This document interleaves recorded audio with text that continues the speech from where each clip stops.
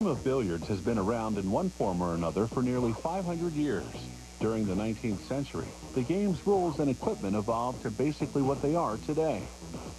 Billiards, also known as pool, is played on a slate tabletop that's usually 8 feet 3.5 inches long and 4 feet 7.5 inches wide.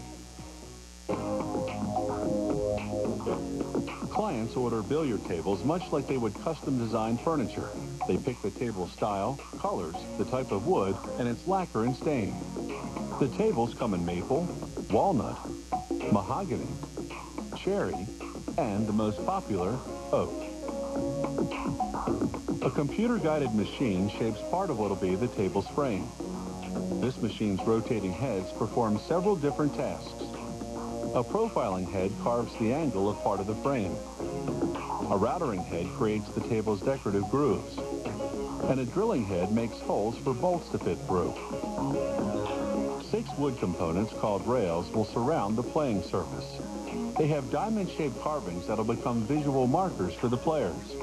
After spraying the rails with glue, a worker inserts 18 metal nuts. They'll be used later to secure the rails to the playing surface. He attaches rubber strips along the sticky rails, which are just over 3 feet long. The rubber will cushion the balls when they hit the sides. The rails then pass through a press twice to ensure the rubber adheres. Next, workers move the rails along this 30-foot-long sanding machine. Rubber wheels gently grip each rail as presses rub sandpaper along the edge and top. They skip the bottom because it'll be covered. They pass the rails through this sander several times to smooth them down. To make sure everything fits, a worker pre-assembles the 4 sides and the middle section of the frame's base. He uses 20 metal bolts and 20 nuts to join them. And he inserts 8 wooden dowels in order to align the table parts correctly. He stamps numbers on the frame sections so they can be reassembled later by pairing the same numbered parts together.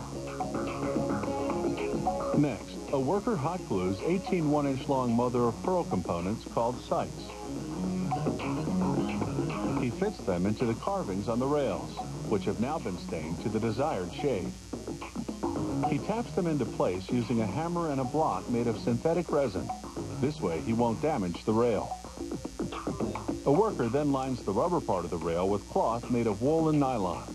He attaches it with a plastic strip that fits over the cloth and into a groove. He uses a mallet to ensure the cloth is tightly inserted. The worker then staples the cloth to the other side of the rail.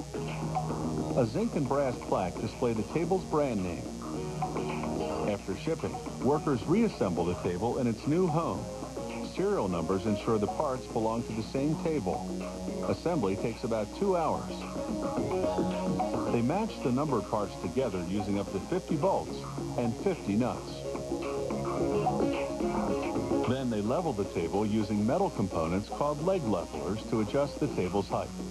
It's like sticking a matchbook under an uneven table leg. Now comes the really heavy lifting. Workers fit the 3 sections of the table's top, which are made of slate and weigh up to 300 pounds each. Slate won't degrade, and it won't budge if you hit it. The workers use 12 screws to attach the slate sections to the frame. They level the sections using wedge-shaped plastic shims between the slate and the frame.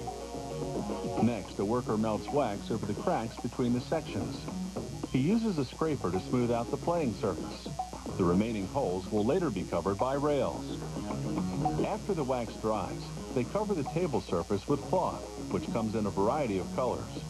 They cut the cloth in the corners, so there won't be any creases in the lining of the pocket holes. They staple the cloth to wood strips under the slate. A worker pierces the cloth over holes in the slate, so he can later attach the rails. The 6 pockets are 6 inches deep and consist of a metal frame covered with a leather lattice. Workers install 18 threaded metal rods underneath the rails. Then they flip the rail assembly and insert the rods through pre-made holes in the tabletop. They use nuts to secure the rods in place. Screws attach the pockets, and voila, your table is ready. For prices ranging between $1,500 and $15,000, you have quite a stylish game.